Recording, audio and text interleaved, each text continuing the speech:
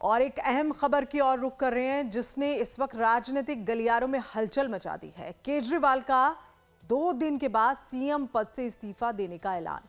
आपको बता दें कि अगले चुनाव तक कोई और सीएम, जनता के फैसले तक सीएम मैं नहीं रहूंगा और साथ ही मैं मनीष सिसोदिया जनता के बीच में जाएंगे। जनता फैसला ले कि मैं ईमानदार हूं या फिर गुनहगार। दिल्ली में नवंबर में चुनाव कराए जाएं, आतिशी ये कह रही हैं। और ऐसे में जब इस्तीफे की अपनी खुद ही पेशकश कर रहे हैं मुख्यमंत्री, तो कई सवाल भी यहां पर खड़े हो रहे हैं। आखिर इतने बड़े फैसले के पीछे वजह क्या है, जिसमें अरविंद केजरीवाल एक बड़ा ऐलान करते हुए कहते हैं कि 2 दिन के बाद सीएम पद से मैं इस्तीफा दे दूंगा। चुनाव तक आपका कोई नेता सीएम बनेगा और साथ ही जनता पर पूरा फैसला छोड़ा है कि जनता तय करे कि मैं ईमानदार हूं या नहीं। 2 दिन के बाद में ये फैसला लेकर मैं अपने पद से इस्तीफा दूंगा। दिल्ली में नवंबर में चुनाव कराए जाएं, आप नेत्री आतिशी ये कह रही हैं।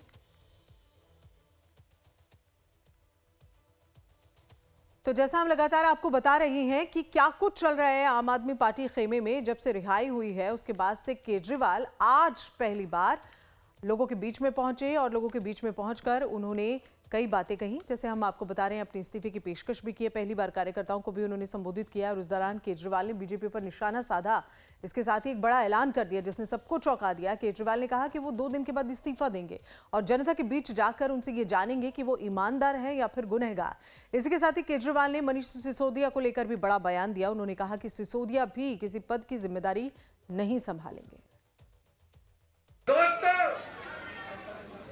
2 दिन के बाद, आज से 2 दिन के बाद मैं सीएम की कुर्सी से इस्तीफा देने जा रहा हूं।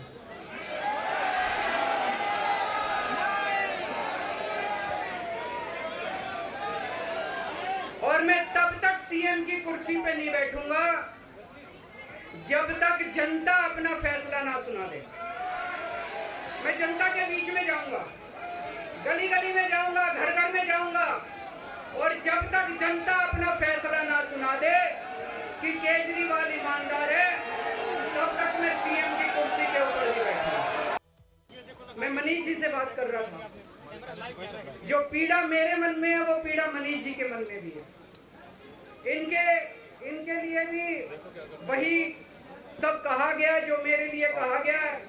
मनीष जी का भी कहना है कि ये दिल्ली के उप मुख्यमंत्री और शिक्षा मंत्री और मंत्री का पद तभी संभालेंगे जब दिल्ली की जनता कहेगी कि मनीष सिसोदिया ईमानदार है। तो मैं और मनीष सिसोदिया, हम दोनों का फैसला आपके हाथ में है, जनता के हाथ में है।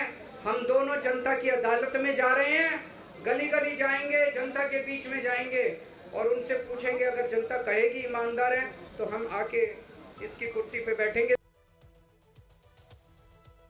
और अरविंद केजरीवाल के इस्तीफे के ऐलान पर अब बीजेपी ने एक प्रेस कॉन्फ्रेंस की जिसमें उन्होंने आप पर पलटवार किया। बीजेपी के राष्ट्रीय प्रवक्ता सुधांशु त्रिवेदी ने यह कहा कि केजरीवाल भ्रम और झूठ का प्रचार कर रहे हैं।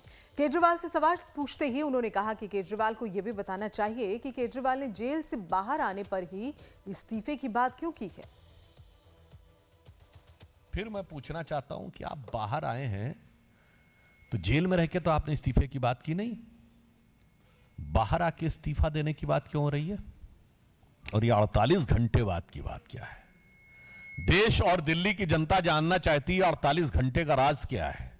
ये 48 घंटे में क्या क्या सेटल करना है, क्योंकि आप देश के पहले मुख्यमंत्री बने हैं जो सर्वोच्च न्यायालय के द्वारा प्रतिबंधित है कि आप कार्यालय नहीं जा सकते, कोई फाइल नहीं साइन कर सकते, जिस मुद्दे में आप आरोपी हैं उस पर बयान नहीं दे सकते।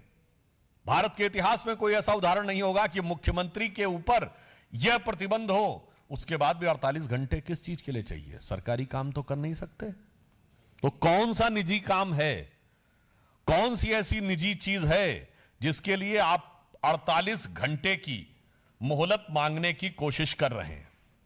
और हम यह भी कहना चाहेंगे, जब केजरीवाल जी ने इस्तीफे की बात की तो हम यह कह सकते हैं कि यह उनके जुर्म का इकबालिया बयान हो गया। यानी आपने मान लिया कि आप पे जो आरोप थे वो इस लायक हैं कि आप पद पे नहीं रह सकते, अर्थात आपके आरोपों की स्वीकारोक्ति है जब आपने त्यागपत्र की बात कही। एक और संदेह पैदा होता है कि आप जेल में रह के तो इस्तीफे की बात किए नहीं, बाहर क्यों आके किए? और अब कह रहे हैं कि हम मांग करते हैं कि चुनाव जल्दी कराया जाए। कहीं ऐसा तो नहीं चुनावी दंगल में उतरने की जो बात आ रही है वो आपकी पार्टी के अंदर कोई दंगल हो रहा है जिसकी वजह से आपको लग रहा है आप संभालना मुश्किल होगा? यह त्याग पत्र का विषय की आवश्यकता किस विवशता के साथ आई है?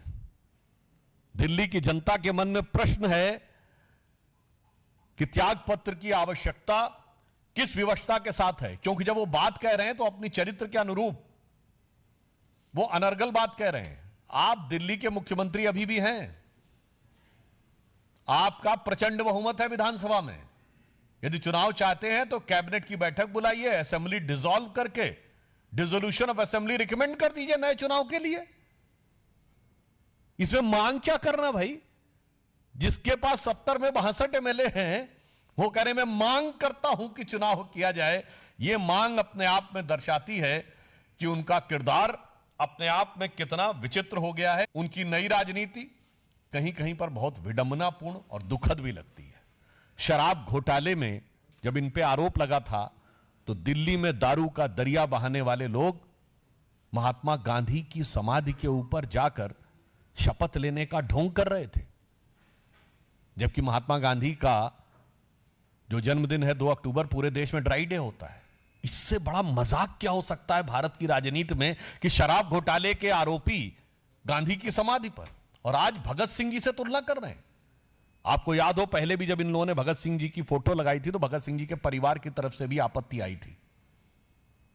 और मुझे लगता है कि शहीद आजम भगत सिंह जैसे लोगों की और जिन लोगों ने देश के लिए बलिदान दिया उनकी आत्मा जहां भी होगी स्वर्ग में उन्हें बहुत कष्ट हो रहा होगा। अरविंद केजरीवाल के इस्तीफे के ऐलान पर बीजेपी ने आयोजित प्रेस कॉन्फ्रेंस में पलटवार किया। बीजेपी ने राष्ट्रीय प्रवक्ता बीजेपी के सुधांशु त्रिवेदी, जिन्होंने कहा कि केजरीवाल भ्रम और झूठ का प्रचार कर रहे हैं। केजरीवाल से सवाल पूछते हुए उन्होंने कहा कि केजरीवाल को यह भी बताना चाहिए कि केजरीवाल ने जेल से बाहर आने पर ही इस्तीफे की बात आखिर क्यों की है। मंत्री सौरभ भारद्वाज ने सुधांशु त्रिवेदी को इलाज कराने की नसीहत दी है। एक चीज भी अब तक अदालत के अंदर साबित नहीं हुई, एक आरोप भी मैं बहुत गंभीरता से ऐतराज दर्ज करता हूं। सुधांशु त्रिवेदी पढ़े लिखे व्यक्ति हैं। सजा याफ्ता शब्द का इस्तेमाल उन्होंने जो अरविंद केजरीवाल जी के लिए किया है उसका मैं घोर ऐतराज करता हूं। उनको इतनी समझ कानून की होनी चाहिए, इतने पढ़े लिखे वो होने चाहिए। वो एक मेंबर ऑफ पार्लियामेंट हैं। सजा याफ्ता का मतलब कन्विक्टेड होता है। अरविंद केजरीवाल की ट्रायल भी अभी तक शुरू नहीं हुई, आपने सजा याफ्ता डिक्लेयर कर दिया। इलाज कराएं सुधांशु त्रिवेदी अपना, वरना इलाज हम करना जानते हैं। उनको मैं चेतावनी दे रहा हूं, अपनी जुबान संभाल के बात करा करें। और अरविंद केजरीवाल के सीएम पद से इस्तीफे देने के ऐलान के बाद मंत्री आतिशी और आप सांसद संजय सिंह ने क्या कुछ कहा, ये भी देखिए। पाबंदियों के बावजूद अरविंद केजरीवाल ने दिल्ली के लोगों के लिए काम करके दिखाया है। अभी भी जो पाबंदियां लगाई गई हैं उसके बावजूद अरविंद केजरीवाल दिल्ली की जनता के लिए काम कर सकते हैं। आप इस बात को समझिए। अरविंद केजरीवाल जी के पास मुख्यमंत्री होने के तौर पे कोई विभाग नहीं है। सारे विभाग अलग अलग मंत्रियों के पास हैं। उनके पास तो वही फाइलें जाती हैं जो एलजी साहब के पास जानी होती हैं, और एलजी साहब के पास जाने वाली हर फाइल पर अरविंद केजरीवाल को साइन करने का अधिकार सुप्रीम कोर्ट ने दिया है। लेकिन अरविंद केजरीवाल सिर्फ साइन करने की ताकत नहीं चाहते हैं। अरविंद केजरीवाल दिल्ली के लोगों का भरोसा चाहते हैं। अरविंद केजरीवाल दिल्ली के लोगों का उनकी ईमानदारी पे भरोसा चाहते हैं। इसलिए अरविंद केजरीवाल दिल्ली की जनता के बीच में जनादेश के लिए जाना चाहते हैं कि जब दिल्ली की जनता ये भरोसा दिखाएगी, जब दिल्ली की जनता ये कहेगी अरविंद केजरीवाल ईमानदार हैं, तभी वो मुख्यमंत्री की कुर्सी पे बैठेंगे। मुख्यमंत्री के बेशर्म झुट्ठा पार्टी बीजेपी जो है उसके पास अब कोई रास्ता नहीं बचा है भागने का, और वो दिल्ली के चुनाव में बुरी तरीके से पराजित होंगे।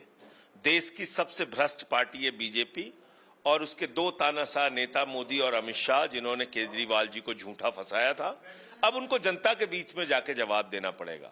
जनता की अदालत में केजरीवाल जी जाएंगे। केजरीवाल वो नेता है जिन्होंने ईमानदारी से दिल्ली की सेवा की, शिक्षा फ्री दिया, इलाज फ्री दिया, बिजली फ्री दिया, पानी फ्री दिया, बुजुर्गों की तीर्थ यात्रा फ्री दी, माताओं बहनों के लिए बस की फ्री यात्रा कराई और उसके बावजूद मुनाफे का बजट दिया। एक भी भाजपा शासित राज्य बताइए देश में जहां इतना काम हुआ हो और मुनाफे का बजट हो। और अरविंद केजरीवाल के इस्तीफे वाले बयान पर अलग अलग दलों की प्रतिक्रियाएं आ रही हैं। कांग्रेस नेता संदीप दीक्षित ने केजरीवाल के बयान पर तीखी प्रतिक्रिया जाहिर की। आइए आपको सुनाते हैं क्या कहना है संदीप दीक्षित ऐसा है कि सीएम कौन बनता कौन नहीं बनता, इसका इस पूरे मसले से कोई लेना देना नहीं है।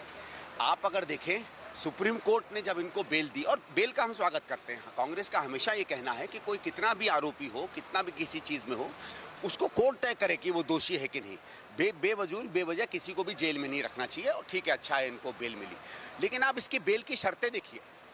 बहुत से बड़े बड़े नेता लोग जेल गए, आपने देखा होगा हेमंत सोरेन जी जेल गए। जब वो वापस आए तो ये तो कोर्ट ने नहीं कहा कि आप मुख्यमंत्री नहीं रह सकते, आप निर्णय नहीं ले सकते, आप फाइलें नहीं देख सकते। इनके केस में क्यों कहा भाई सुप्रीम कोर्ट ने? इसीलिए कहा क्योंकि सुप्रीम कोर्ट इस बात को स्पष्ट रूप से मानता है कि इस आदमी पे हम भरोसा नहीं कर सकते हैं। न जाने फाइलों में क्या गड़बड़ी कर दे, न जाने 10 दिन में कितने और घोटाले कर दे, न जाने किस अधिकारी को डरा दे। भाई कोर्ट ने स्वच्छ कहा, साफ साफ कहा कि जिसके में जितने इसमें गवाह हैं उनसे आप बात नहीं करेंगे। तो मेरा तो ये कहना है कि एक तरीके से सिसोदिया भी तो गवाह हैं, सिसोदिया भी तो लिप्त हैं, वो भी तो गवाही देंगे, उनके साथ क्यों गले मिल रहे हो आप? तो ये तो इन्होंने अब ये जान गए हैं कि सुप्रीम कोर्ट की आंख क्या है। सुप्रीम कोर्ट समझ गया है कौन दोषी है कौन नहीं है, वो नीचे कोर्ट में तय होगा। इसलिए इनके पास और कोई चारा नहीं बचाता इस्तीफा देने का। आज मजबूरी में एक बेशर्म व्यक्ति ने थोड़ी बहुत शर्म दिखाने की कोशिश की है। और वहीं बीजेपी नेता कपिल मिश्रा ने कहा कि आज उत्सव का दिन है क्योंकि एक भ्रष्टाचारी सीएम इस्तीफा देने वाला है। आपको सुनाते हैं क्या कहा कपिल मिश्रा। आखिरकार एक भ्रष्टाचारी मुख्यमंत्री को कुर्सी छोड़नी पड़ रही है। दिल्ली की जनता की बड़ी जीत हुई है। आज जश्न का दिन है। हमने कहा था कि भ्रष्टाचारी केजरीवाल को इस्तीफा देना पड़ेगा। दिल्ली के ऐसे दूसरे मुख्यमंत्री हैं जिनको करप्शन के कारण कुर्सी छोड़नी पड़ रही है। पहले शीला हारी है, अब केजरीवाल की बारी है।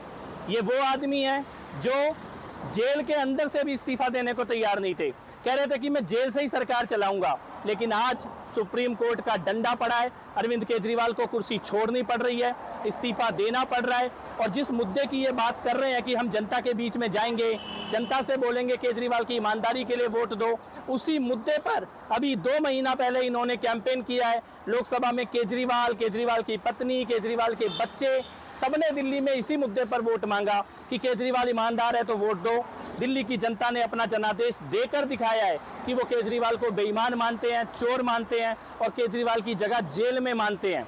मैं चुनौती देता हूं, दिल्ली में नवंबर में चुनाव हो या फरवरी में चुनाव हो, अब केजरीवाल दिल्ली के मुख्यमंत्री कभी नहीं बनेंगे।